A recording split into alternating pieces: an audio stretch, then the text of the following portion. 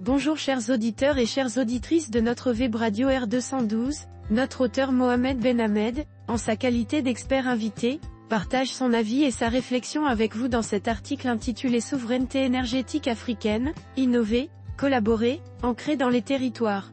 Le voici en podcast pour vous.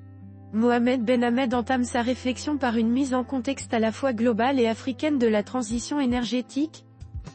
Alors que l'Afrique s'affirme comme un acteur clé de la transition énergétique mondiale, la souveraineté énergétique devient un impératif stratégique. Comment les dynamiques territoriales, l'innovation, la collaboration multi-acteurs et les nouveaux modèles de financement orientent une trajectoire africaine unique vers l'efficacité énergétique ? Au croisement de la vision politique et de l'action locale, cette réinvention du Made in Africa dessine les contours d'une souveraineté ancrée, partagée et résiliente. Il ouvre ensuite son développement par un changement de perspective sur les enjeux énergétiques du continent, vers une souveraineté énergétique repensée. Mohamed Benhamed pose les bases de sa réflexion sur l'évolution du paradigme énergétique. Dans un monde confronté à des tensions énergétiques croissantes, la question de l'efficacité énergétique ne peut plus être abordée sous un angle uniquement technico-économique. Elle devient un enjeu de souveraineté, de justice territoriale et d'intelligence collective. Pour l'Afrique, la transition énergétique ne peut être un copier-coller de modèles exogènes. Elle doit s'inventer à partir de ses ressources, de ses contraintes, mais surtout de ses dynamiques locales d'innovation et de résilience. Il met ensuite en lumière des pratiques concrètes et déjà existantes sur le terrain. Ce que l'on observe aujourd'hui, dans nombre de territoires africains, c'est l'émergence silencieuse d'une efficacité énergétique qui ne dit pas toujours son nom, mais qui change les pratiques. Éco-construction basée sur les ressources et techniques locales, micro-réseaux solaires communautaires, start-up et alliances entre collectivités, chercheurs et entrepreneurs. Loin des projecteurs, une énergie nouvelle circule. Mohamed Benhamed approfondit ici son angle d'analyse, en réinterprétant l'efficacité énergétique comme levier d'émancipation. Cet article propose de relire l'efficacité énergétique comme une matrice d'émancipation africaine, en montrant comment les solutions africaines, lorsqu'elles s'ancrent dans les territoires, mobilisent les acteurs du changement et s'appuient sur des modèles hybrides, deviennent des leviers puissants pour bâtir une souveraineté énergétique endogène et inclusive. L'expert invité poursuit en décrivant une rupture majeure dans la façon dont l'Afrique aborde l'efficacité énergétique. De l'efficacité à la souveraineté, un changement de paradigme africain. Mohamed Benhamed insiste sur une évolution stratégique profonde. L'efficacité énergétique a longtemps été considérée comme une variable d'ajustement dans les politiques énergétiques africaines. Elle apparaissait comme un complément aux grands projets d'infrastructure ou comme un impératif dicté par les bailleurs. Pourtant, un basculement est en cours, l'efficacité énergétique est en train de devenir un levier central de souveraineté. Il illustre ce basculement par des enjeux géopolitiques et stratégiques fondamentaux. Ce changement de paradigme repose sur une réalité géopolitique simple, un pays ou un territoire qui contrôle sa consommation, qui réduit ses dépendances aux importations d'énergie fossile et qui développe des capacités locales de production sobres, gagne en autonomie stratégique. Dans un contexte marqué par l'instabilité des marchés internationaux, cette autonomie devient un facteur de stabilité, de résilience et de puissance douce. Il enchaîne en précisant les méthodes locales qui traduisent ce changement dans les faits. En Afrique, cette mutation se manifeste par la montée en charge d'approches fondées sur la sobriété, l'efficience technologique, mais aussi l'intelligence territoriale. Réduire les pertes électriques dans les réseaux, réhabiliter les bâtiments publics avec des solutions passives, intégrer l'éco-conception dans l'urbanisme, autant d'actions qui renforcent la maîtrise locale de l'énergie. Mohamed Benhamed synthétise ici l'esprit de cette nouvelle vision. Il ne s'agit plus simplement de faire mieux avec moins, mais de transformer la contrainte énergétique en opportunité de transformation structurelle. L'efficacité devient ainsi une fonction politique, au service d'un projet de développement plus autonome et plus ancré. Il explore ensuite une notion centrale, celle d'une approche systémique de l'innovation énergétique. Une approche systémique articule les technologies, usages et gouvernance. L'expert invité insiste sur une idée clé, l'efficacité énergétique ne peut plus être pensée isolément. Trop souvent, l'innovation en efficacité énergétique est réduite à une question de performance technologique. Or, les expériences africaines les plus innovantes démontrent que la vraie rupture se situe ailleurs, dans la capacité à articuler technologie, usage et gouvernance au sein d'un même écosystème. L'efficacité énergétique ne peut plus être pensée en silo, elle doit être abordée comme une co-construction vivante, territorialisée. Il précise ce que cette co-construction implique concrètement. Cela implique de passer d'une logique de solution à une logique de système. Une technologie isolée, même performante, ne crée pas d'impact si elle n'est pas inscrite dans un environnement favorable, cadre réglementaire incitatif, modèle économique soutenable, compétences locales, et surtout acceptabilité sociale. Par exemple, l'installation de capteurs solaires intelligents dans une école n'a de sens que si les enseignants sont formés, que la maintenance est assurée localement, et que l'énergie produite est gérée de manière partagée. Mohamed Benhamed enchaîne en soulignant le rôle central des fonctions de l'innovation. De plus, l'approche systémique permet de repenser les fonctions de l'innovation, diffusion des connaissances produites, expérimentation entrepreneuriale, apprentissage collectif, hybridation des savoirs, ancrage institutionnel, création du marché. C'est à travers ces fonctions que les projets prennent racine et deviennent reproductibles et scalables. Il conclut cette partie par une affirmation forte. L'Afrique ne manque pas d'innovation technologique. Ce qu'elle construit aujourd'hui, c'est une intelligence du lien, entre acteurs, entre usages, entre échelles, qui donne à l'efficacité énergétique une profondeur transformatrice. Puis, il aborde le rôle fondamental de la collaboration dans la réussite de cette transformation. Le quadruple hélice en action, quand la transition devient collaboration. Mohamed Benhamed explore ici la dynamique de coopération entre sphères diverses. L'efficacité énergétique ne se décrète pas. Elle se co-crée.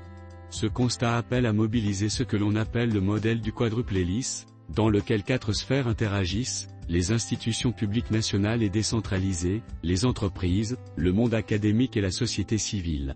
En Afrique, cette dynamique collaborative trouve un écho particulièrement fort, car elle permet d'ancrer la transition énergétique dans des réalités locales, sociales et culturelles fortes. Il illustre ensuite cette approche avec les rôles spécifiques de chaque acteur. Les collectivités territoriales jouent ici un rôle d'interface, elles traduisent les grandes orientations nationales en politique concrète, expérimentée à l'échelle de la ville, du quartier ou du territoire rural. Les entreprises, quant à elles, apportent les solutions techniques et développent des modèles d'affaires adaptés aux marchés locaux, souvent en lien avec des startups agiles. Les universités et centres de recherche nourrissent cette transition par des données, des formations et de l'innovation disruptive. Et les communautés, trop souvent oubliées, en deviennent les premiers vecteurs de diffusion et de légitimation. Il appuie cette analyse avec des exemples concrets de terrain. Plusieurs projets pionniers en Afrique illustrent cette symbiose, des laboratoires vivants autour de l'éclairage public intelligent, des clusters d'innovation verte, des coopératives d'énergie solaire gérées localement. Ce ne sont pas de simples démonstrateurs technologiques, ce sont des briques de souveraineté partagée, construites à plusieurs mains, à partir des territoires.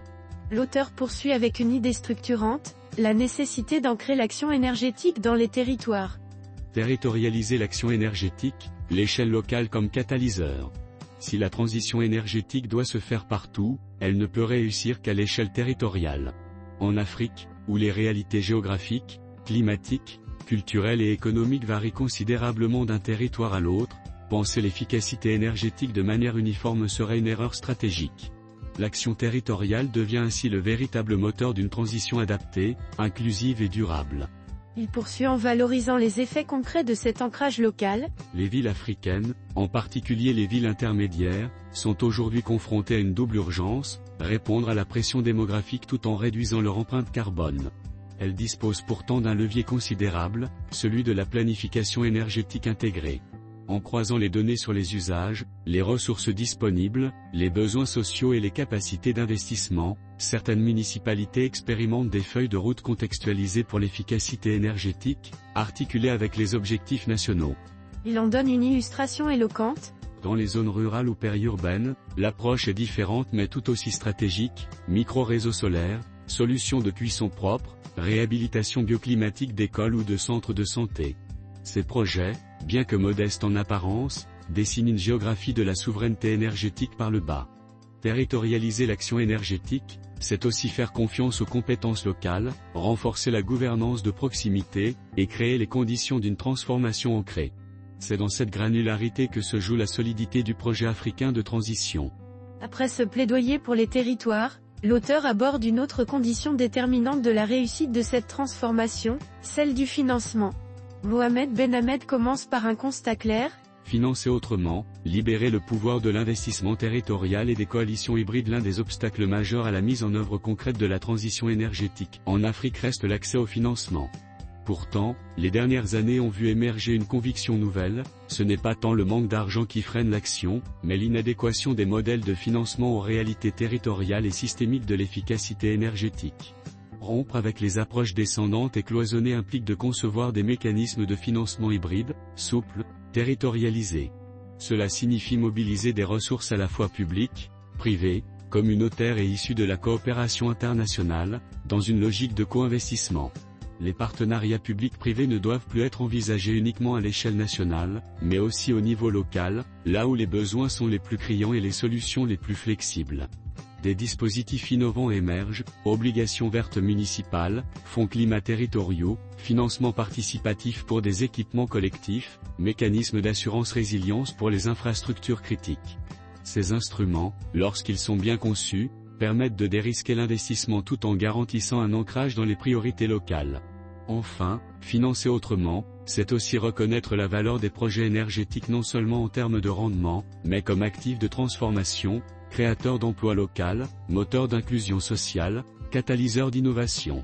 En ce sens, la finance devient un levier de souveraineté.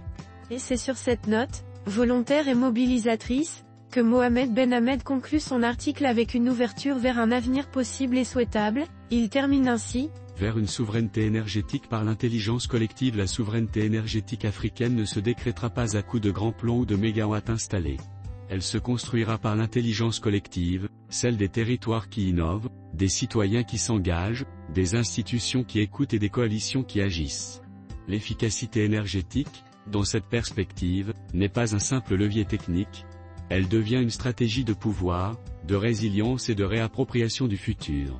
En articulant innovation frugale, financement hybride, ancrage territorial et collaboration entre acteurs du quadruple hélice, l'Afrique a l'opportunité de ne pas subir la transition énergétique, mais d'en proposer une version plus juste, plus sobre et plus soutenable. C'est dans cette capacité à faire système, au-delà des projets, au-delà des discours, que réside la véritable révolution énergétique africaine.